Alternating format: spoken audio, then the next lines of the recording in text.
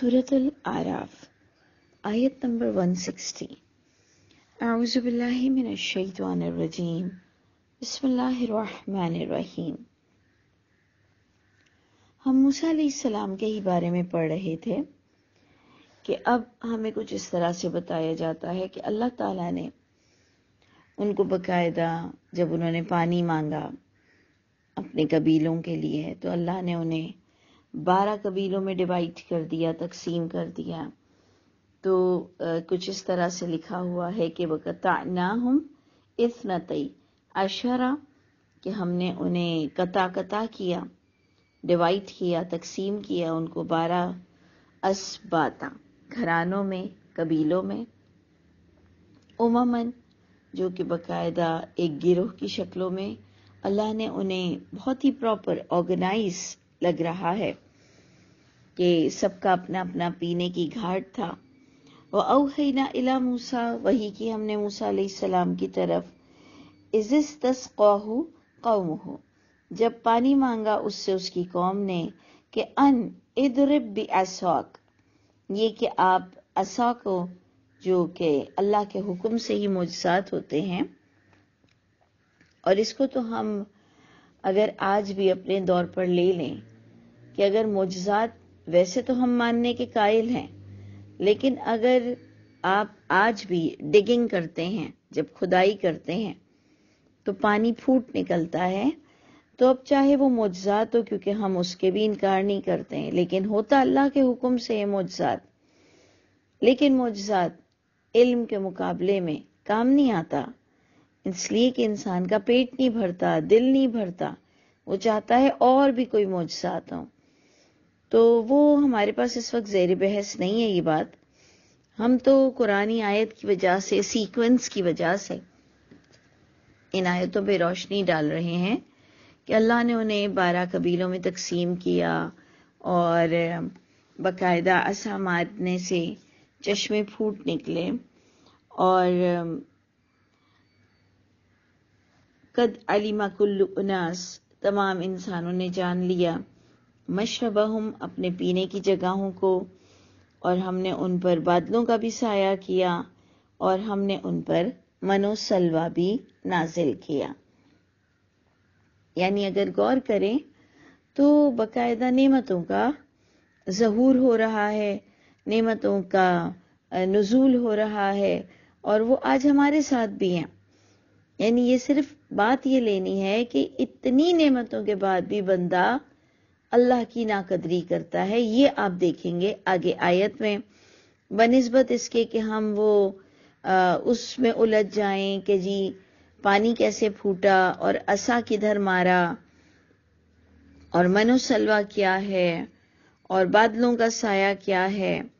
یہاں آپ اگر غور کریں تو بات زیادہ سمجھنے کی یہ ہے کہ اللہ نے انہیں انعامات سے نوازا، جو کہ آج مجھ کو اور آپ کو بھی اس سائنٹیفک دور میں ہمارے قدم قدم پر ہمیں اللہ نے انعامات سے نوازا ہے، لیکن انہوں نے اپنی تمام رحمتوں کو اور اللہ کے غضب میں کنورٹ کر دیا۔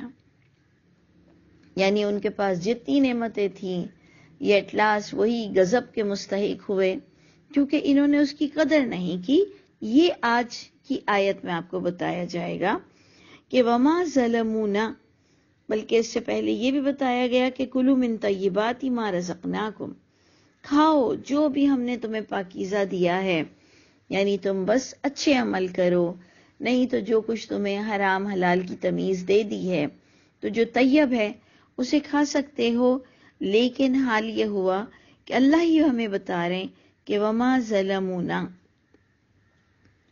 اور انہوں نے ہمارے اوپر حق تلفی یہ نہ کر سکے، ناشکری کر کے انہوں نے ہمارا کچھ نہیں بگاڑا، وَلَٰكِن كَانُوا أَنفُسَهُمْ يَظْلِمُونَ، لیکن وہ تھے اپنے ہی نفس پر ظلم کرنے والے لوگ۔ یعنی انہوں نے ایٹ لاسٹ اپنا حق مارا، اپنی نعمتوں سے محروم ہو گئے۔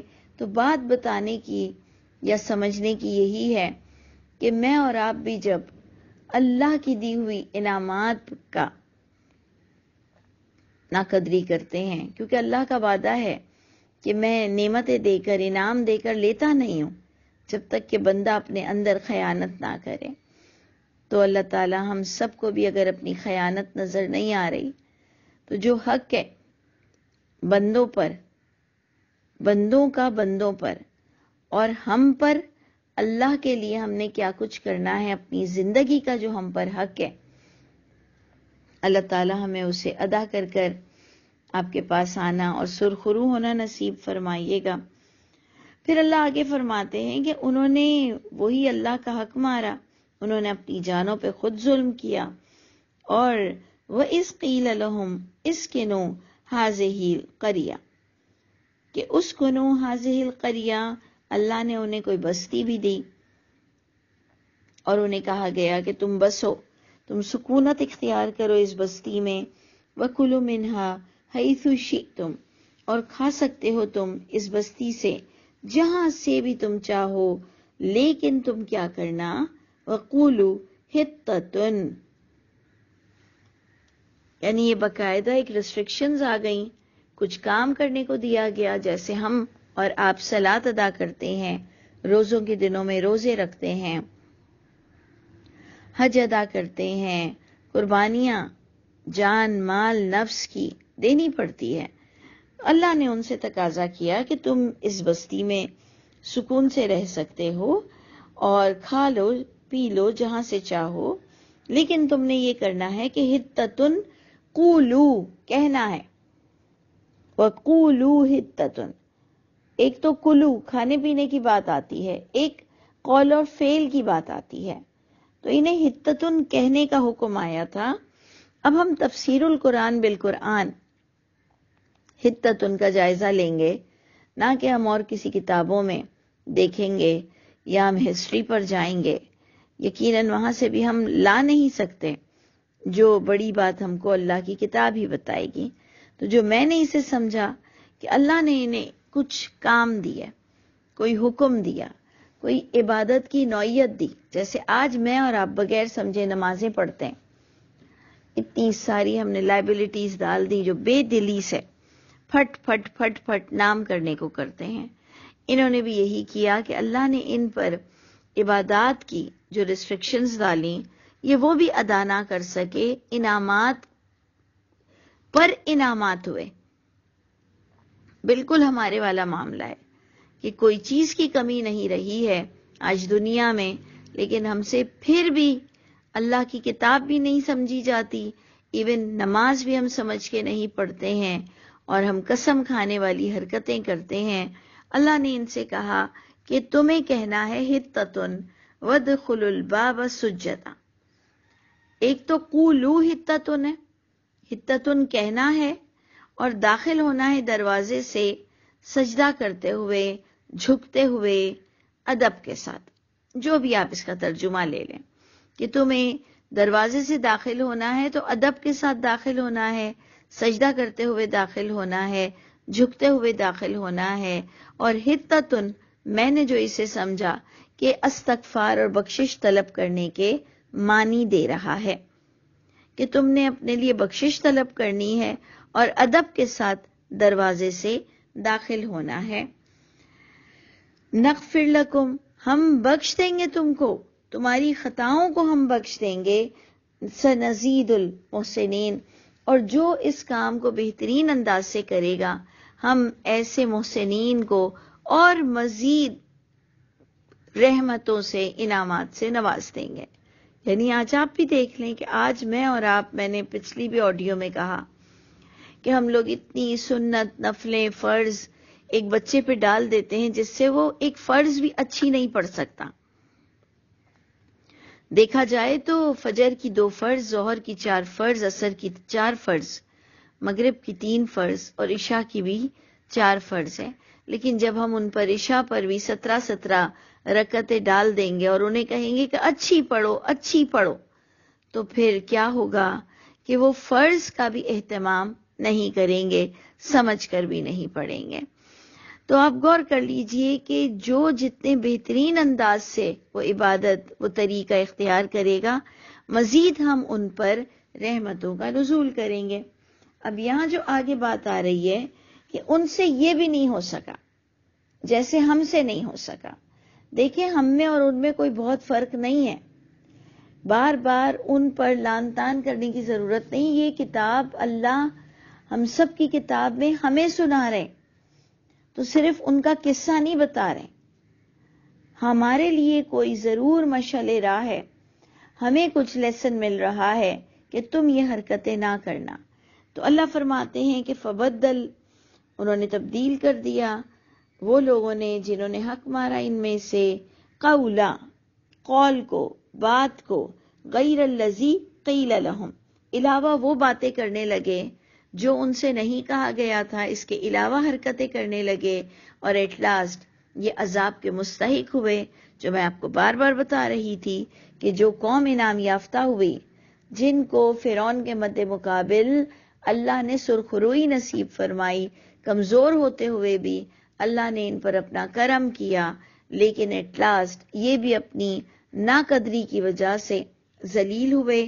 فَأَرْسَلْنَا عَلَيْهِمْ رِجْزًا، پس بھیجا ہم نے ان پر عذاب آسمان سے، بِمَا كَانُوا يَظْلِمُونَ، ان کے حق تلفی کی وجہ سے، ان کے شرک کی وجہ سے.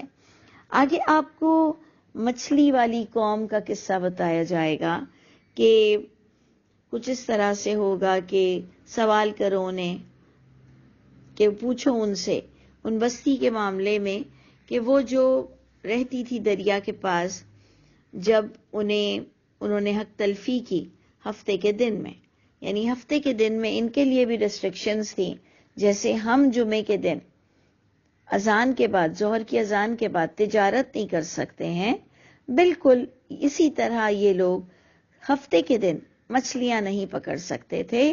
اور جس کے اندر جتنی خیانت اور کھوٹ ہوتی ہے تو برائیاں اس کے لیے اور چمک چمک کر آ رہی ہوتی ہیں. دیکھیں نا، اگر ہم بے رغبتی برتتے ہیں گناہ سے تو سامنے سے ہمیں گناہ نظر بھی نہیں آتے ہیں، جو رغبت رکھتا ہے اسے گناہ نظر بھی آتے ہیں. یہ اللہ کی لعنت پڑتی ہے ہم پر کہ جب ہم انٹرسٹڈ ہوتے ہیں گناہ میں تو گناہ ہمارے لیے کھل کھل کر آتے ہیں. تو اب آپ کو دیکھنا ہے کہ آپ پر گناہ بہت ہی واضح اور کھل کر آتے ہیں، آپ کا دل چاہتا ہے یا آپ کو پتہ بھی نہیں چلتا کہ کیا ہو رہا ہے، اور آپ بہت ہی ڈیسنٹ انداز سے کئی بے حیائیوں کو عبور کر لیتے ہیں اور آپ کو پتہ بھی نہیں چلتا. تو یہ سب ڈیپینڈ کرتا ہے انسان کی نظروں اور حرکتوں پر، جو کہ آپ کو اس قصے میں نظر آئیں گی کہ یہ رغبت رکھتے تھے. انہیں مچھلیاں ہفتے کے ہی دن اوپر اوپر نظر آتی تھی اور اللہ نے بھی ان کا امتحان لے لیا. انہیں ممانعت تھی کہ ہفتے کے دن انہوں نے مچھلی نہیں پکڑنی ہے، اور جب انہوں نے حق تلفی کی، خلاف ورزی کی ہفتے کے دنوں میں، استاتیہم ہیتانہم، جب آتی تھی ان پر ان کی مچھلیاں جس دن کے ہفتہ ہوتا تھا، شرعا، باقاعدہ کھلم کھلا آتی تھیں، وَيَوْمَ لَا يَثْبِتُونَ، اور جس دن ہفتہ نہیں ہوتا تھا وہ نہیں آتی تھی. اسی طرح نبلوہم، ہم آزمائش میں ڈال دیتے ہیں ان کو، یا ڈال دیا ان کو، تو یقیناً مجھ کو اور آپ کو بھی اللہ تعالیٰ ڈال دیں گے. جس چیز میں ہم جستجو رکھتے ہیں وہ ہمارے لیے بڑی چمک جائے گی. تو پروردگار ہم کسی کی بھی حق تلفی نہ کریں. دیکھیں، نعمت استعمال کرنے کی اللہ نے ممانعت نہیں کی، اچھی زندگی گزارنے کی اللہ نے ممانعت نہیں کی، مچھلی کھانے اور مچھلی پکڑنے کی اللہ نے ممانعت نہیں کی، لیکن کچھ جگہ کچھ چیزوں کو جو اس کے باقاعدہ قانون بتائے گئے ہیں اس کی پاسداری ہم سب پہ فرض ہے. نہیں تو سود بھی ہمارے لیے بڑا چمک جائے گا اور حرام کام بھی ہم سب کے لیے بڑے دلی پسندیدہ ہو جائیں گے. تو اللہ تعالی ہم سب کو توفیق عطا فرمائے کہ ہم بالکل خلاف ورزی نہ کریں. اللہ فرماتے ہیں اسی طرح ہم نے انہیں آزمائش میں ڈالا جو تھے وہ نافرمانی کرتے. اب آگے کی آیت آپ نے غور کرنی ہے کہ ان کو سمجھایا گیا. دو جماعتیں اچھی تھیں، لیکن ایک جماعت اچھی ہوتے ہوئے بھی دوسری جماعت کو کہہ رہی تھی کہ تمہیں تبلیغ کرنے کی کیا ضرورت ہے، اللہ نے تو انہیں برباد کرنا ہے. یعنی ہم بھی جب کسی سے چڑ جاتے ہیں ہم کہتے ہیں دور دفع کرو، انہیں کیوں سمجھانا ہے. لیکن آپ غور کریں گے کہ سمجھانے والے اللہ کی رحمت کے حقدار ہوں گے۔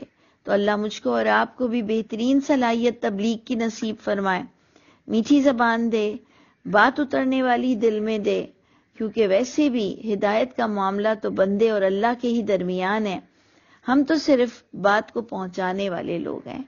تو انشاءاللہ اس کو پھر کنٹینیو کریں گے، یہی مچھلی والے قصے کو۔ اللہ تعالی ہم سب کے حامی و ناصر ہوں۔